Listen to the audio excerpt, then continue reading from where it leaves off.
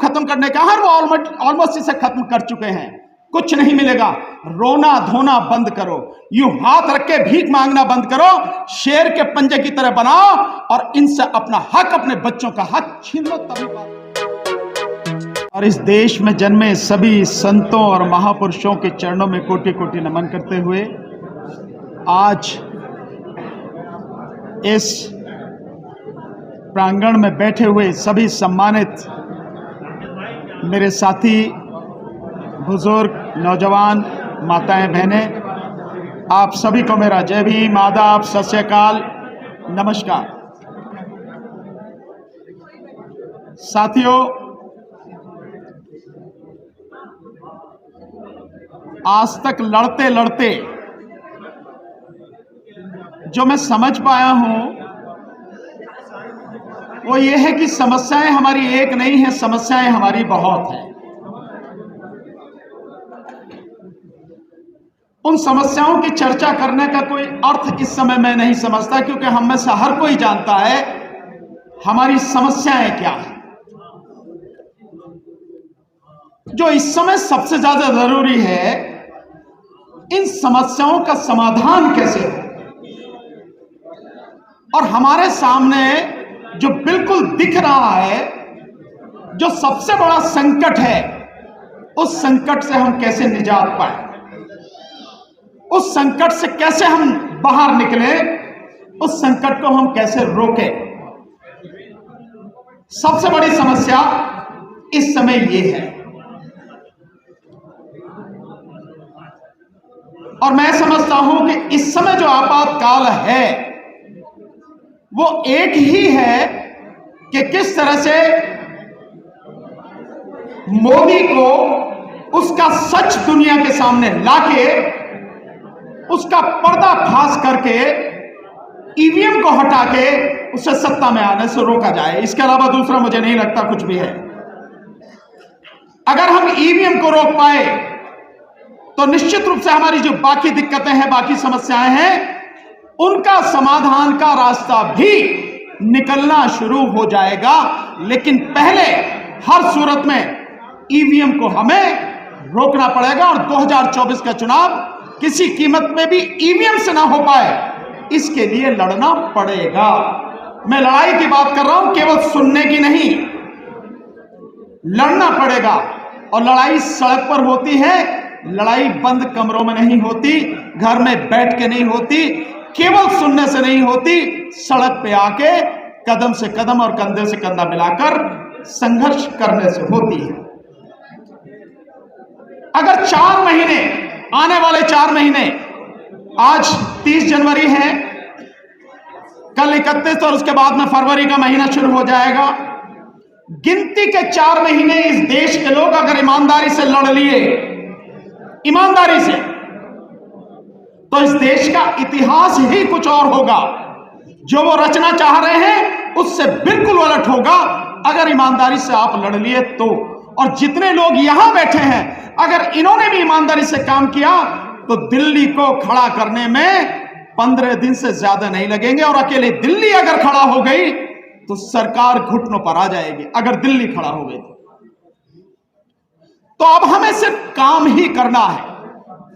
और काम क्या करना है?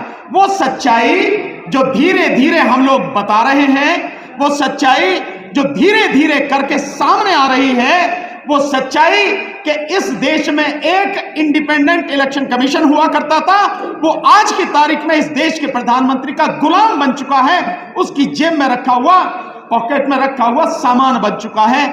उसको, उस रिश्ते को दुनिया के सामने बताना है। वो क्या है रिश्ता? हमने बाकायदा आरटीआई के माध्यम से खुलासा करके बताया कि सरकार और इलेक्शन कमीशन बिल्कुल एक हैं, कहीं भी अलग नहीं है। जबकि इस देश के संविधान ने अनुच्छेद 324 के तहत इस देश के लिए एक इंडिपेंडेंट, पूरी तरह से स्वतंत्र इलेक्शन कमीशन बनाया था। और वो पूरी तरह से स्वतंत्र रहे, उस पर किसी किसी का दबाव ना हो, कहीं से भी कोई उसको छेड़ ना सके, उसके लिए सारे संवैधानिक प्रावधान किए थे।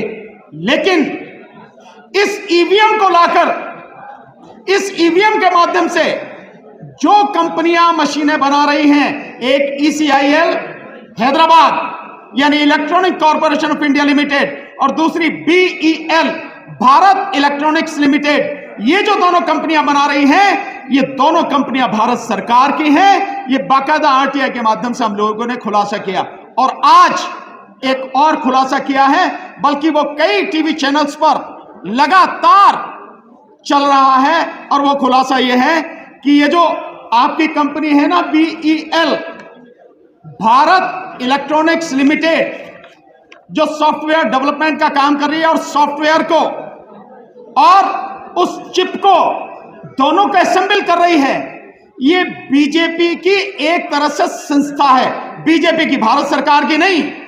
वो क्या है खुलासा कि जो BEL कंपनी है, इस BEL कंपनी में कुल 7 डायरेक्टर हैं और उन 7 डायरेक्टरों में से 4 बीजेपी के पदाधिकारी हैं। 4। तो BEL कंपनी जो है, भारत इलेक्ट्रॉनिक्स कंपनी लिमिटेड जो है, BEL न रह के आज की तारीख में बीजेपी इलेक्ट्रॉनिक्स लिमिटेड बन गई है, भारत इलेक्ट्रॉनिक्स लिमिटेड की जगह पर। यानी कि जो कंपनी मशीन बना रही है उसमें कौन व्यक्ति है?